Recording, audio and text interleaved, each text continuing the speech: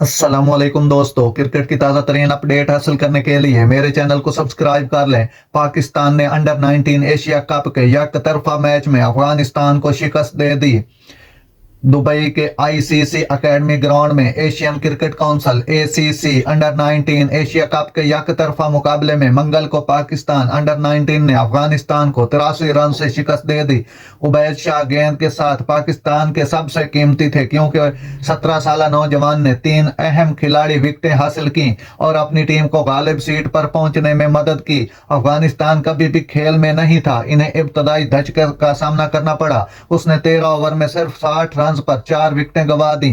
Afghan team کی جانب سے نعمان شاہ نے سب سے زیادہ 54 رنز بنائے، لیکن وہ بھی عبید کے جادو کا شکار بن گئے۔ افغانستان کو لوئر آرڈر میں انتہائی ضروری شراکت ملی، کیونکہ کپتان نصیر خان، معروف کھیل اور فریدون داؤد زئی کے بالترتیب 26 رنز بنانے کے، لیکن ان کی شراکت کھیل جیتنے کے لیے کافی نہیں تھی۔ افغانستان کی ٹیم 48.4 اوور میں 220 رن پر آل آؤٹ ہو گئی۔ پہلے بیٹنگ کرتے ہوئے پاکستان نے سکور بورڈ پر 303 رنز کا زبردست مجموعہ بنایا، جب 3 کھلاڑی شمیل حسین، شاہ زیب خان اور ریاض اللہ نے شاندار بلے بازی کی۔ شمیل اور شاہ زیب اوپنر کے طور پر آئے اور پاکستان کو خواب دیدہ آغاز فراہم کیا، کیونکہ دونوں بلے بازوں نے مل کر 115 رنز بنائے۔ اس سے پہلے سابق کھلاڑی نے 17ویں اوور میں اپنی وکٹ گنوائی۔ شمیل نے صرف 54 گیندوں پر 7 چوکوں اور 5 چھکوں کی مدد سے 138 کے حیرت انگیز سٹرائک ریٹ سے 75 رنز کی شاندار اننگز کھیلی۔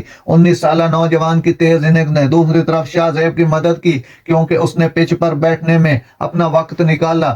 شمیل کے آؤٹ ہونے کے بعد شاہ زیب نے پاکستان بیٹنگ کی ذمہ داری سنبھال لی اور 10 چوکوں کی مدد سے 79 رنز کی ذمہ دارانہ اننگز کھیلی۔ وہ 34ویں اوور میں فریدون داؤد زئی کے ہاتھوں اپنی وکٹ گنوا بیٹھے۔ پاکستان کی بیٹنگ مشکلات کا شکار ہی رہی، کیونکہ صرف 4 بلے باز دوہرے ہندسوں میں سکور کرنے میں کامیاب ہوئے۔ جس طرح سے وکٹیں گرتی رہیں، ایسا لگ رہا تھا کہ بوائز ان گرین کو کہیں 250 رن سے کم ہی رہنا پڑے گا، لیکن ریاض نے پچ پر ڈٹے رہے اور 73 رنز کی اہم اننگز کھیلی۔ بھارت کے خلاف میچ کے ہیرو اذان اویس صرف 20 رنز بنا سکے۔ ناظرین، ایسی بر وقت خبریں سننے کے لیے میرے چینل کو سبسکرائب کر لیں۔ اللہ حافظ۔